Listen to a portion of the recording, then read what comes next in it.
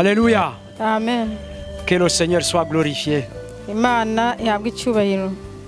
Et je suis dans la joie d'être présent, d'être devant vous. Mfite umunezero kuba imbere yanyu.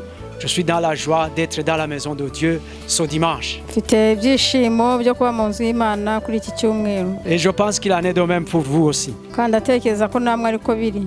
Parce que dans la maison de Dieu, on est bien. Kubera ko mu nzu y'Imana tuba tumerewe neza. C'est pour partager sa parole que je suis ici. Ni ukugira ngo dusangire ijambo ry'Imana, niyo mpamvu ndi hano. Parce que la parole de Dieu est vie. Kubera ko ijambo ry'Imana ni ubuzima. La parole de Dieu, c'est un pain qui nous donne la force. Ijambo ry'Imana ni umutsima udutera imbaraga. Et la parole de Dieu, c'est la lumière. Kandi ijambo ry'Imana ni umucyo utumurikira. Alors partageons cette parole. Dusangire rero iryo jambo. Mais avant toute chose, je vous salue au nom de Jésus. Ariko mbere y'ibintu byose ndabaramukije mu izina rya Yesu. Je vous salue au nom de notre Seigneur Ndabaramukije Jésus. mu izina rya Yesu. Est-ce que vous allez bien? Ese mumeze neza? Amen.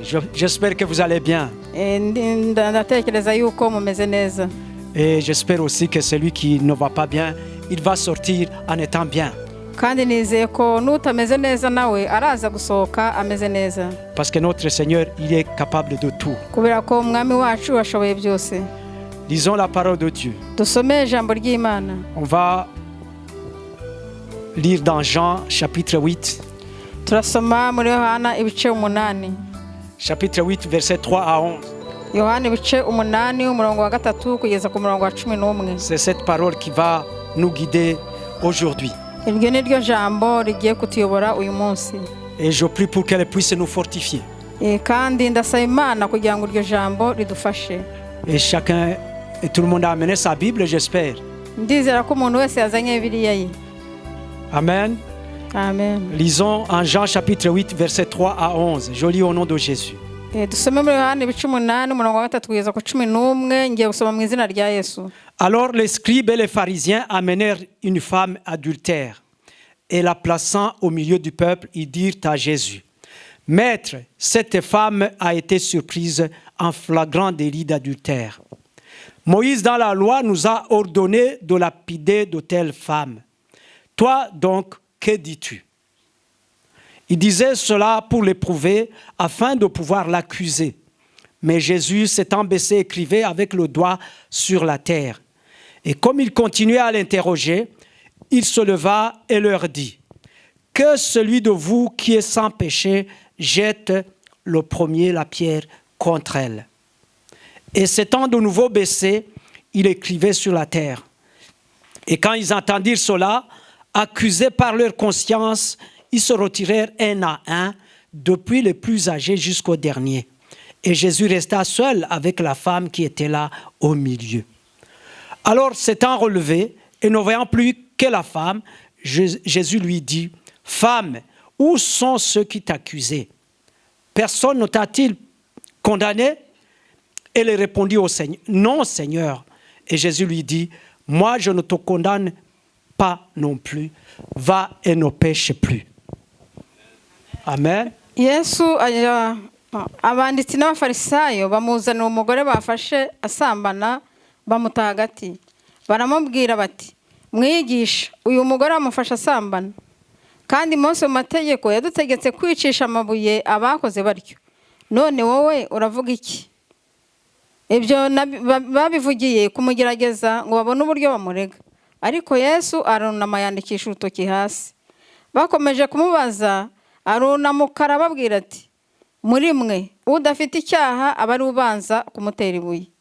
Yongera kunama yandika hasi. Nabo babibonye batyo, ibyaha byabo birabarega. Basohoka urusorongo uhereye ku basaza ukageza kuheruka, hasigara Yesu wenyine na wa mugore wari uhagaze hagati. Yesu arunamuka aramubaza ati: Wa mugore we, ba bandi bakuregaga barihe? Nta waguciriyeho iteka? Ati: Ntawe databuja. Yesu aramubwira ati: Nanjye singuciraho iteka, genda ntukongere gukora icyaha. Amen. Amen. Lisons également à Luc chapitre 4 versets 18 et 19. Dusome no muri Luka ibice 8 ibice 4 umurongo 18 à 19. wa 18 kugeza kwa 20. L'Esprit du Seigneur est sur moi, parce qu'il m'a oint pour annoncer une bonne nouvelle aux pauvres. Il m'a envoyé pour guérir ceux qui ont le cœur brisé, pour proclamer aux captifs la délivrance et aux aveugles le recouvrement de la vue, pour envoyer libres les opprimés, pour publier une année de grâce du Seigneur. Amen. Umwuka w'Uwiteka ari muri nje, nicyo cyatumye ansigira kugira ngo mbwirize abakene ubutumwa bwiza. Yantumye kumenyesha imbohe ko zibohorwa n'impumyi ko zihumuka, no kubohora ibisenzegeri, no kumenyesha abantu iby'umwaka umwami agiremwe imbabazi. Amen. Amen. Aujourd'hui, je voudrais qu'on partage cette parole, ces versets qu'on vient de lire. Uyu munsi nagira ngo dusangire iri jambo cyangwa aya magambo tumaze gusoma. Et le thème de ce jour, Intego cyangwa umutwe w'aya magambo y'uyu munsi, je voudrais parler du pécheur pardonné. nagiraga ngo mvuge ku munyabyaha wababariwe. À travers la pécheresse pardonnée. Tubirebeye muri wa mugore bafashe asambana wababariwe. Ici, nous avons lu le texte qui se trouve en Jean, Hano twasomye amagambo ari muri Yohana, où on parle des scribes et des pharisiens. aho bavuga iby'abanditsi n'abafarisayo. On parle également de Jésus. Kandi baranavugamo Yesu. On parle aussi de la femme adultère. Bakanavuga n'umugore w'umusambanyikazi. Et on parle également des personnes qui étaient venues là pour écouter Jésus. Bakavugamo n'abantu bari baje aho ngaho baje kumva Yesu. Et chacun des 4 personnages avait son propre objectif pour être là. Kandi buri muntu wese muri abo bantu bari baje aho ngaho yari afite intego yamuzanye. Chacun avait ses propres intérêts qu'il visait quand il est venu là. Buri muntu wese yari afite ibyo ashaka igihe yazaga aho ngaho. Jésus était venu donner des enseignements. Yesu nawe yari yaje aje gutanga inyigisho. Il était venu faire ce pourquoi il était venu sur la terre. Yari yaje gukora icyamuzanye ku isi. Le peuple était là pour écouter ce que Jésus était venu leur dire. Abantu nabo bari bari aho ngaho bazanywe no kumva icyo Yesu ababwira. Et la femme adultère était amenée là malgré elle. Na wa mugore rero nawe nubwo ari umusambanyi ariko nawe yarari aho ngaho. Il y avait également les pharisiens. Hari harimo n'abafarisayo. Et les pharisiens étaient là pour une autre raison. Abafarisayo bo rero bari bari aho ngaho kubw'iyindi mpamvu. Parce que eux, la Bible nous dit qu'il était venu pour trouver la faille en Jésus pour pouvoir l'accuser. Kubera ko biritubwira ko ngo bari baje kugira ngo barebe ko hari akantu kabi babona kuri Yesu babona uko bamurega. Amen. Alors, pour commettre l'adultère, kugira ngo akore icyaha, il faut au moins 2 personnes. Kugira ngo icyaha cy'ubusambanyi kibeho hagomba kuba abantu babiri. Donc, il y a le mari, il y a la personne qui était avec cette femme.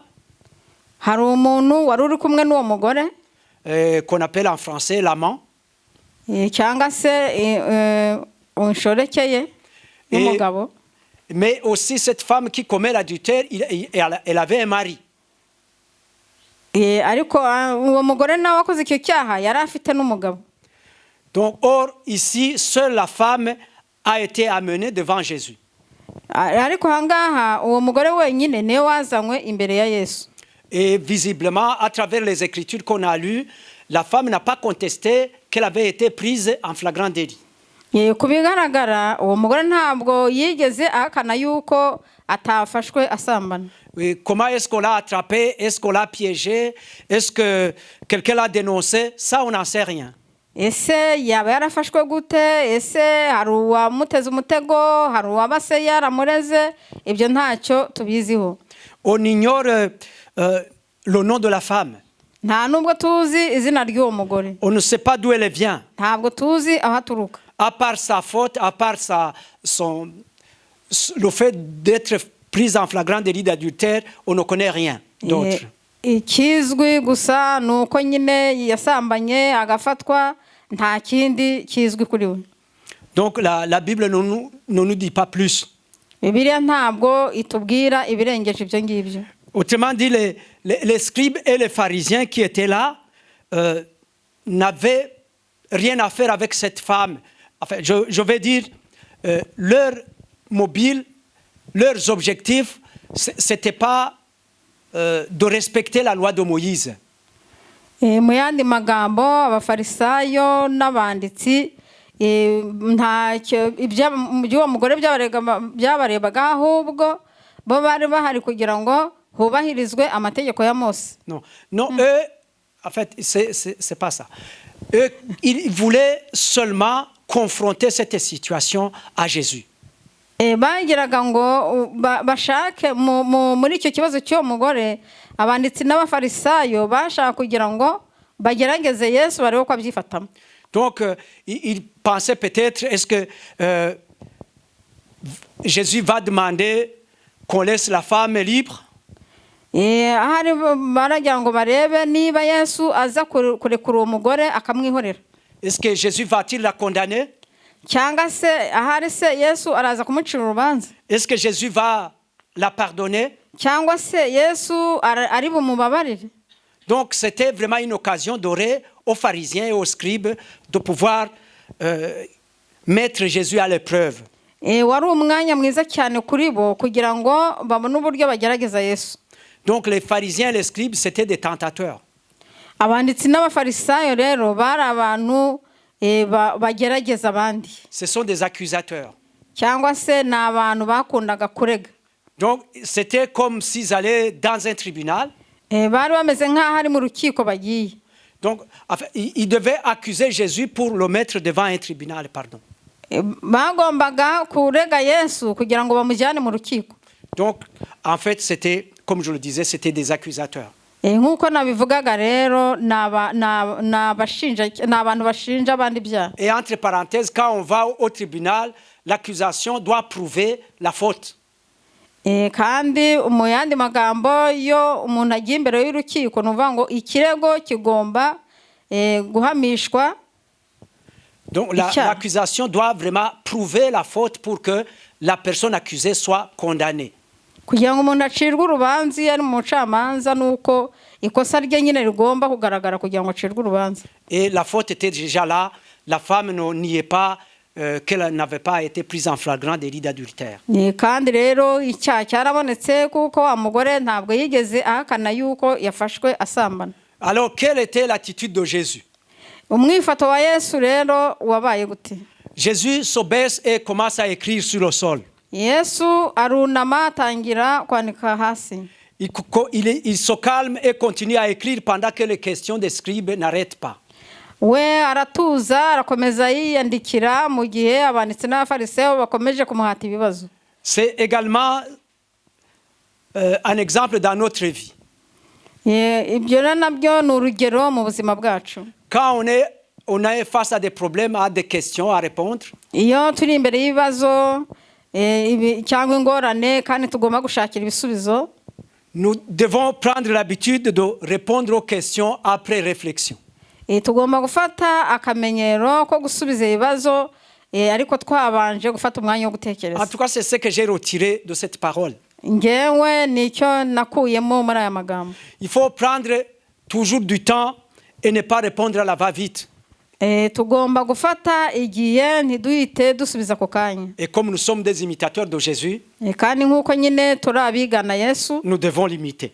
Tugomba kumwigana. Donc Jésus prend le temps de répondre aux questions. Yesu afata igihe kugira ngo asubize ibibazo. Mais il ne répond pas directement à la question. Ariko ntabwo yese asubiza ikibazo. Jésus va retourner la question. Ahubwo yahindukije ikibazo. Il va faire ce qu'on appelle une introspection. Akora ikintu cyo kwigenzura. Il n'a pas posé une question, mais il a retourné la question. Ntabwo yabajije ikibazo ahubwo ikibazo yaragihindurije agihindura ukundi. Alors il va demander il va parler aux gens qui sont là. Noneho abwira abantu baraho. Au verset 7. Ku murongo wa 7. Qu'est-ce celui de vous qui est sans péché jette le premier la pierre contre elle. yaravuze ati udafite icyaha muri mwe aba ari we ubanza kumutera ibuye. Il a sorti une seule phrase. Yasohoye interuro imwe gusa. Que celui de vous qui est sans péché jette le premier la pierre contre cette femme. Ngo udafite icyaha muri mwe aba ari we ubanza gutera ibuye uriya mugore. Et Jésus après, il a continué à écrire sur le sol. Noneho Yesu arakomeza yiyandikira hasi ku butaka. La Bible ne nous dit pas ce qu'il a écrit sur le sol. Bibiliya ntabwo itubwira ikintu yahanditse. Mais vous remarquez qu'une simple question, Ariko murabona ko ikibazo cyoroheje, une petite phrase, amagambo make cyane, que celui de nous qui est sans péché jette le premier la pierre contre la pécheresse. ngo udafite icyaha muri twe aba ari we ubanza gutera ibuye uwo munyabyaha. Les chemins de Dieu sont innombrables. Inzira z'Imana ntabwo zibarika. Vous voyez la réponse, une seule phrase, a fait que les gens puissent comprendre. Murabona ko interuro imwe gusa yatumye abantu babasha kumva. C'est vrai que les scribes et les pharisiens ont amené la pécheresse. Nibyo koko abanditsi n'abafarisayo bazanye wa mugore. Est-ce qu'eux, ils étaient saints? None se bo bari abera? Comment est-ce qu'ils étaient dans leur cœur? Bari bameze bate mu mitima yabo? C'est la question que Jésus a posée. Icyo nicyo kibazo Yesu yabajije. Et eux, ils ont senti que leur conscience n'était pas saine. Nabo bumvise yuko imitima yabo idatunganye. Encore une autre raison de réfléchir pour nous. Là, je parle de nous. Noneho ndavuga kuri twebwe natwe iyindi mpamvu yadutera gutekereza. La personne était tombée dans le péché. Wa mugore yari yaguye mu cyaha. Si on se met à sa place, Twishyize mu mwanya we, nous aussi, nous pouvons tomber dans le péché. natwe dushobora kugwa mu cyaha. Et si on se met à sa place, Kandi twishyize mu mwanya we, qu'est-ce qu'on ferait? twakora iki? Qu'est-ce qu'on ferait? La question m'est posée, la question vous est posée. Twakora iki? Ikibazo ndakibaza, ndakibajijwe nawe urakibajijwe. Ou bien quand tu trouves, ou je trouve mon frère qui est tombé dans le péché, qu'est-ce que je fais? Cyangwa se iyo mbonye mwene data waguye mu cyaha nkora iki? Je ne vous demande pas de répondre, mais pensez-y.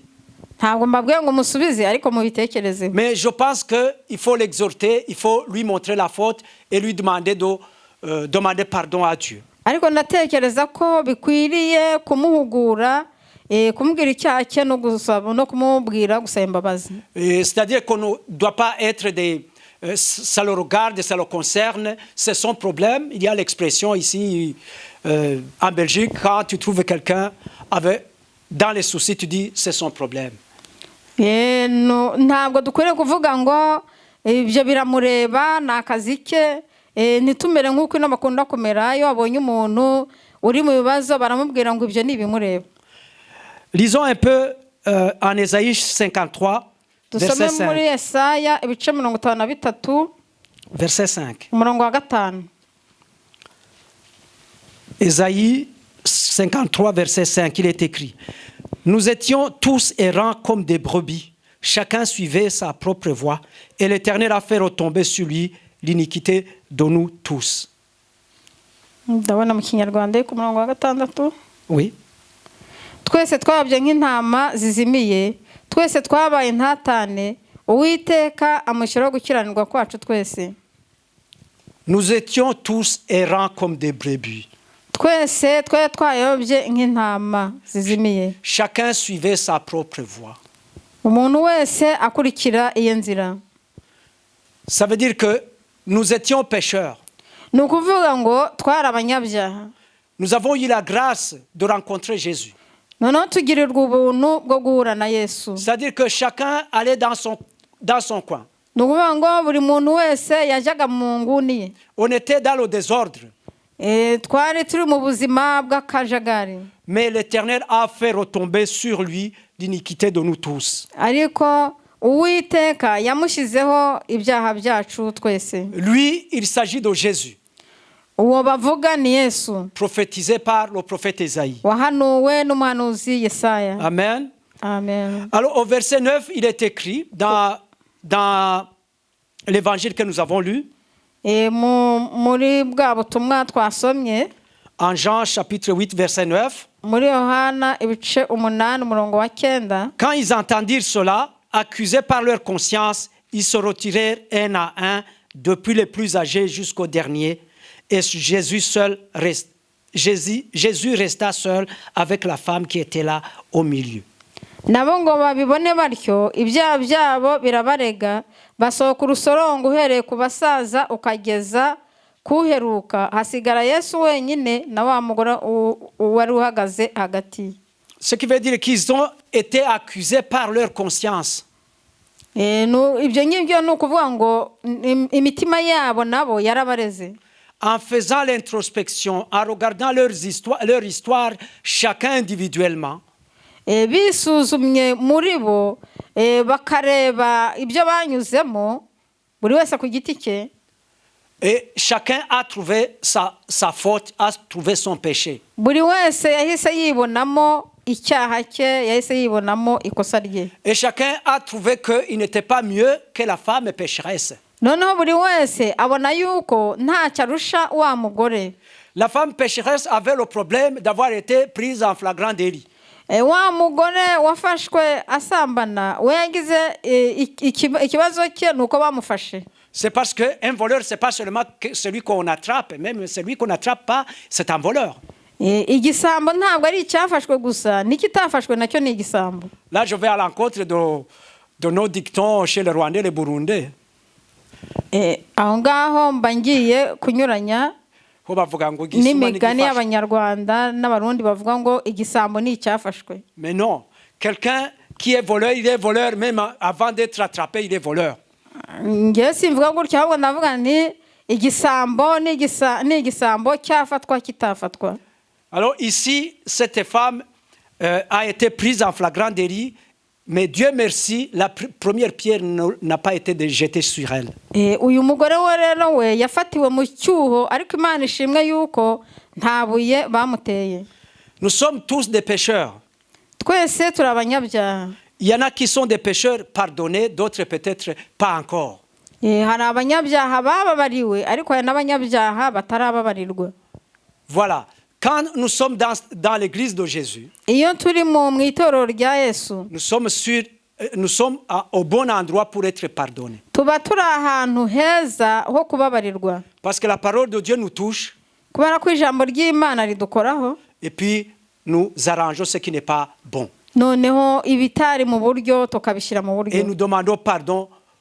Et Jésus va nous pardonner. Tugasaba imbabazi, Yesu akatubabarira. Alors Jésus, il a posé la question à la femme. Femme, où sont ceux qui t'accusaient? Noneho Yesu abaza ikibazo ati, wa mugore we abakoregaga bari he? Où sont-ils? Bari he? Alors Jésus a posé la question à cette femme.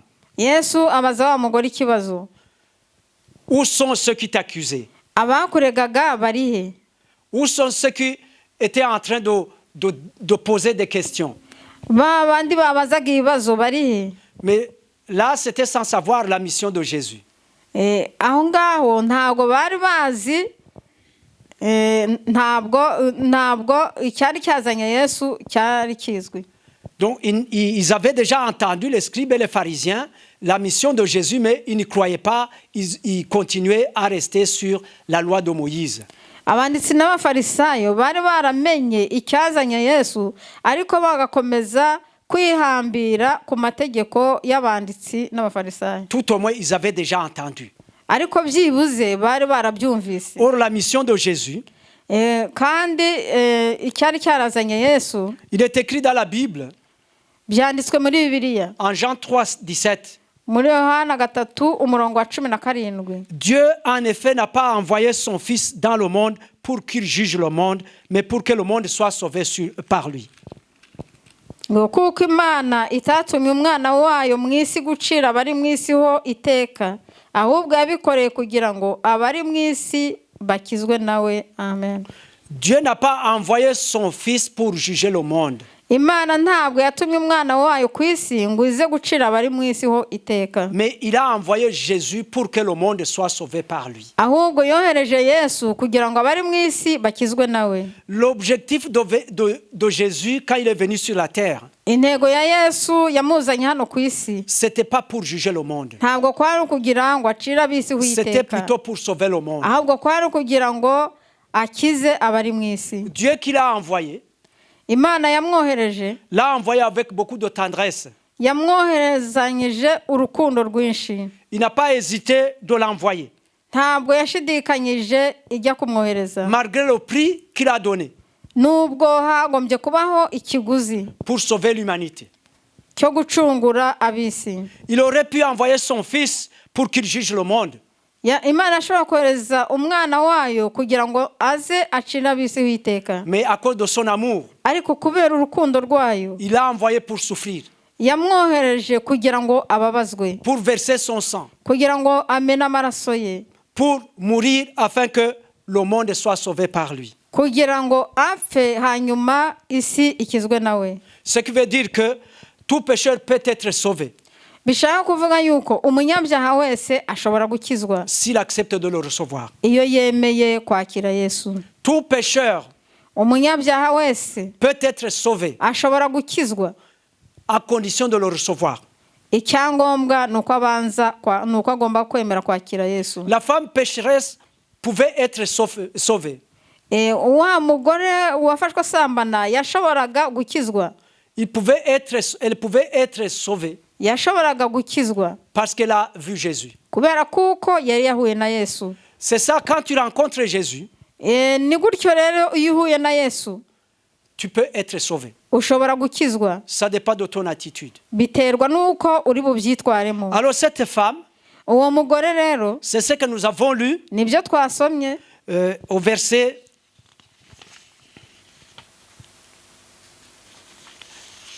Jésus s'étant relevé et ne voyant plus que la femme, lui dit: Femme, où sont ceux qui t'accusaient? Personne ne t'a-t-il condamné? Elle répondit: Non, Seigneur. Et Jésus lui dit: Moi, je ne te condamne pas non plus. Et va et ne pêche plus. Au verset 10 et 11. Yesu arunamuka aramubaza ati, wa mugore we, ba bandi bakuregaga barihe? Ntawagucireho iteka? Ati, ntawe databuja. Yesu aramubwira ati, nanjye singuciraho iteka, genda ntukongere gukora icyaha. Amen. Donc, ici, la femme a rencontré Jésus.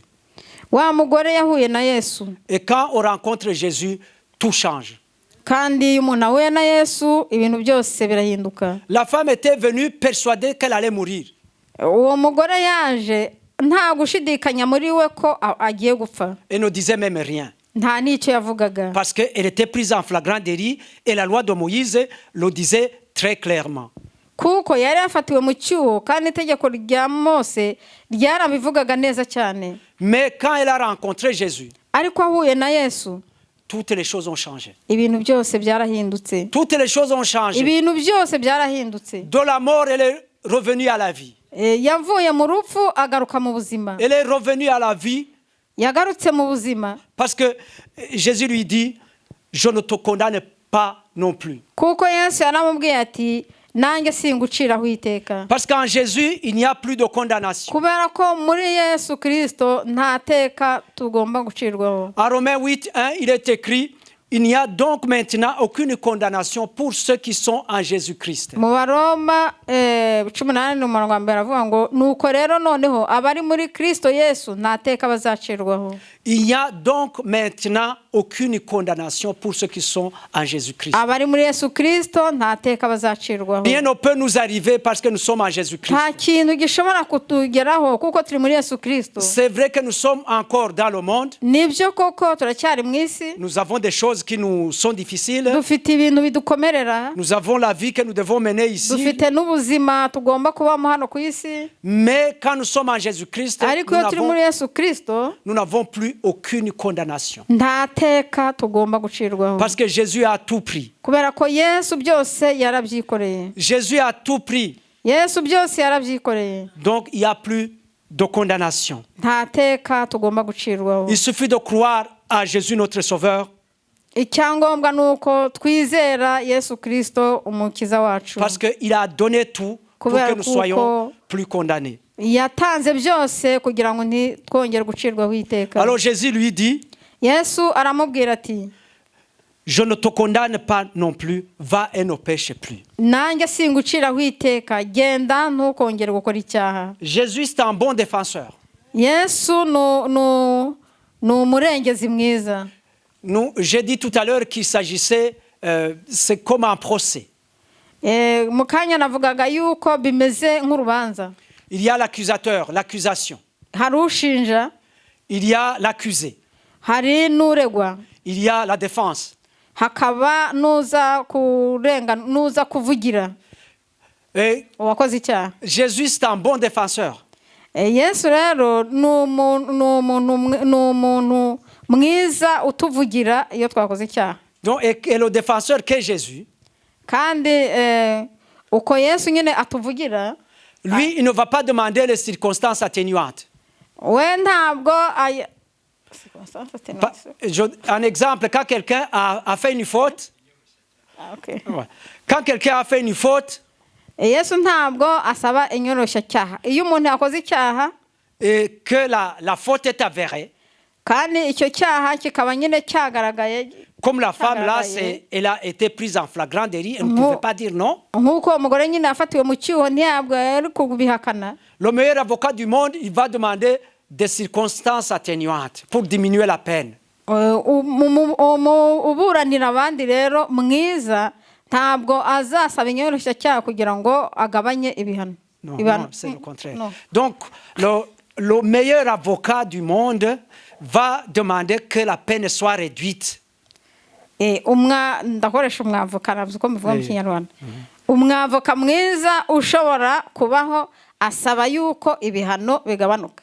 Mais Jésus, lui, il ne demande pas qu'on diminue les peines, il supprime la peine. Ariko Yesu we ntasaba yuko ibihano bigabanuka, ahubwo ibihano abikuraho. Nous avons un exemple ici. Dufite urugero hano dans la parole de Dieu. Mu ijambo ry'Imana. La femme adultère était condamnée à mourir par lapidation. Uwo mugore yagomba gucirwa urubanza rwo gupfa atewe amabuye. Mais ici Jésus lui dit va et ne pêche plus. Ariko hano Yesu avuga ati genda ntukongere gukora icyaha. Elle n'est pas morte. Ntabwo yapfuye. Elle n'a pas été condamnée. Nta nubwo yacireho iteka. Parce qu'elle était avec Jésus-Christ. Kubera kuko yari kumwe na Yesu Kristo. Amen. Amen. Prions le Seigneur pour que nous ayons une leçon à partir de cette femme. Dusenge Imana kugira ngo kuri uriya mugore dukure mu isomo. Parce que la femme était venue en étant sûre de mourir, mais elle en est sortie vivante. Kubera ko uwo mugore yaje azi neza ko agomba gupfa ariko ahava ari muzima. En Jésus-Christ, nous avons la vie. Muri Yesu Kristo dufite ubugingo. En Jésus-Christ, nous avons la vie, non pas la vie seulement, mais la vie éternelle. Muri Yesu Kristo dufite ubugingo, ntabwo ari ubugingo gusa ahubwo n'ubugingo buhoraho. Nous avons la vie en abondance. Dufite ubugingo bwinshi. Amen. Amen. Lèvons-nous pour prier. Duhaguruke dusenge. La parole de Dieu que nous venons d'entendre. Ijambo ry'Imana tumaze kumva. Jésus lui dit, moi je ne te condamne pas non plus, va et ne pêche plus. Yesu aramubwira ati nanjye ntabwo nguciraho iteka, genda ntukongere gukora icyaha. Et quand nous sommes en Jésus-Christ, iyo turi muri Yesu Kristo nous avons tout. tuba dufite byose. Nous n'avons plus de condamnation. Nta teka ducirwaho. Nous avons la vie. Dufite ubugingo. Nous ne mourrons pas, Ntabwo dupfa, mais nous vivrons. ahubwo tuzabaho. Prions le Seigneur. Dusenge Imana. Seigneur, je te bénis pour cette parole. Mana ndagushimye kubwira ijambo. En toi, nous avons la vie. Muri wowe dufite ubugingo. En toi, nous n'avons plus la condamnation. Muri wowe nta teka tuzacirwaho.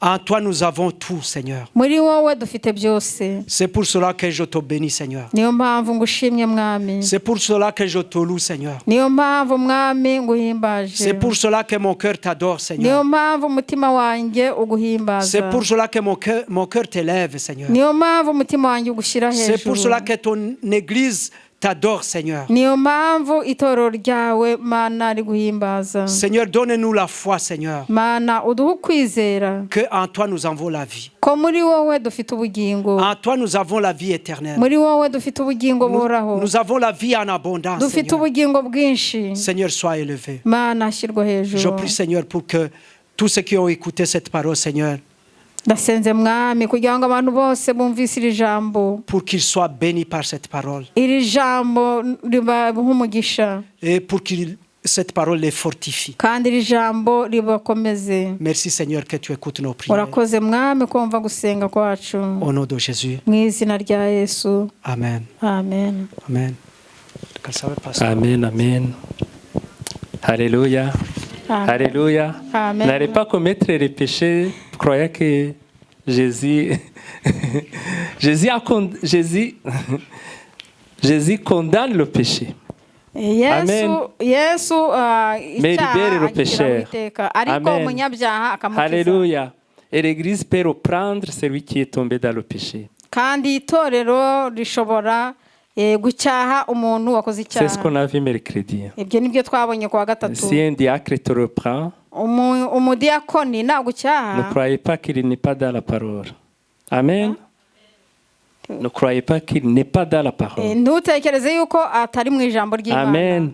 Parce que nous voit que dans le Nouveau Testament, Paul reprend plusieurs personnes quand ils sont dans le péché. kubera ko mu isezerano rishya tubona ko Paul yagendaga acyaha abantu baga bari mu byaha. Amen. Amen. Mais ceux qui sont dans le monde, on ne doit pas les condamner. ariko abari mu isi nabo ntabwo tugomba kubaciraho On doit les iteka, ramener à Jésus. ahubwo tugomba kubazana Parce que kuri Jésus Yesu, pardonne. kubera ko Yesu Amen. arababarira. C'est vraiment une parole puissante. ni ijambo rikomeye cyane. Amen.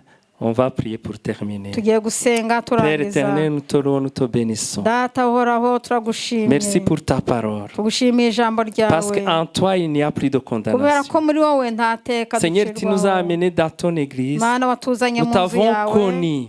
twarakumenye. En toi, muri wowe nous ne serons plus condamnés. ntabwo tuzacirwaho iteka. Seigneur, merci parce que tu condamnes le péché. Mana wakoze kubera ko icyaha ugiciraho Parce que tu as dit iteka, à cette femme, kubera ko wabwiye uwo mugore va, ngo genda ne pêche plus. ntukongere gukora icyaha. Mais tu as préservé son corps, son âme et son esprit. ariko warinze umubiri we, urinda ubugingo bwe, Seigneur, urinda merci n'umwuka pour we. ton serviteur Mana wakoze qui vient de kubw'umugaragu nous donner wawe cette parole. umaze kuduha iri Seigneur, nous te jambo. prions pour qu'il puisse avoir la parole à partager à ton peuple. turagusabye ngo ajye abona ijambo ryo kugaburira ubwoko bwawe. Merci Seigneur pour ta servante qui nous a officié. urakoze Mana kubw'umujakazi wawe watuyoboye, Qu'elle soit bénie. ahabwe Bénis umugisha, chaque personne qui est venue. umugisha umuntu wese waje hano.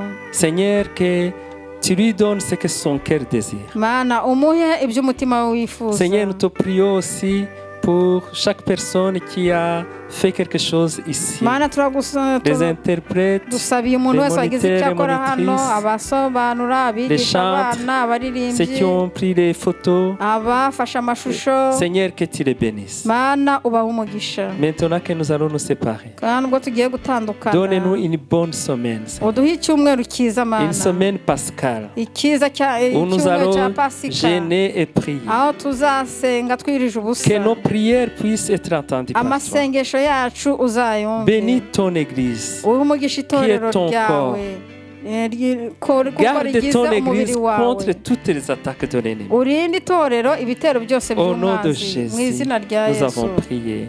Amen. Amen. Allez dans la paix du Seigneur. mugende mu mahoro y'Imana.